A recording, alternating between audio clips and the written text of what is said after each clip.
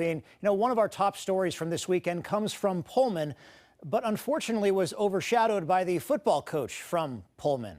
And you run your mouth in your little column and stuff like some sanctimonious troll, and where, you've never been fair or even-handed with us, so I really don't care what you think. Okay, go ahead, because you're going to write some nasty stuff anyway, like you always do. And I don't know which Coug way back when did something that offended you, and I really don't care about that either. But you can live your little meager life in your little hole and write nasty things, and if that makes you feel even, you go right ahead. Mike Leach did not like the questioning of John Blanchette from the Spokesman Review. For a number of years, Leach has cited a recruiting disadvantage as one reason the Cougs lose to the Huskies, and Blanchette called him out on it. Now, yes, Leach has led Washington State to overachieving seasons despite recruiting disadvantages, but it's a tired story when he falls back on that excuse after every Apple Cup. It's exhausting to see a coach who gets paid $4 million a year fail to take any responsibility after losing 7 straight rivalry games by an average of more than 21 points, especially when all those games have been pretty much a carbon copy of each other with little to no adjustments on a yearly basis.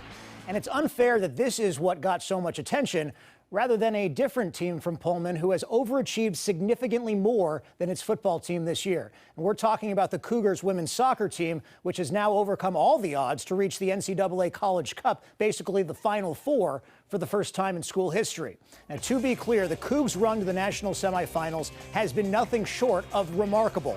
We've watched an unranked team that finished 6th in the Pac-12 win 4 straight tournament games, including 3 straight games on the road, starting with top-seeded Virginia on their home field, and most recently beating 2nd-seeded South Carolina on Friday on their home field to punch their ticket to the College Cup.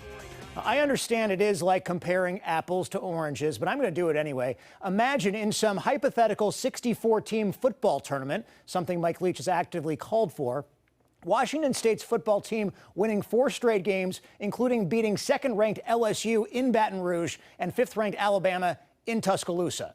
That's sort of the equivalent here. So a huge congratulations to the Cougs women's soccer team for continuing to make history. They're the big story, the story we prefer to highlight if only the high-profile head football coach would stop making headlines by ripping reporters and making excuses and blaming everyone but himself. Now, I like Mike Leach. I certainly enjoy many of his diatribes, and I recognize his ability to get his team to overachieve, aside from Apple Cup. But this weekend in Pullman should belong to the Cougs, shocking the world and reaching the College Cup. And if that take makes me a sanctimonious troll like John Blanchette, I don't mind it one bit.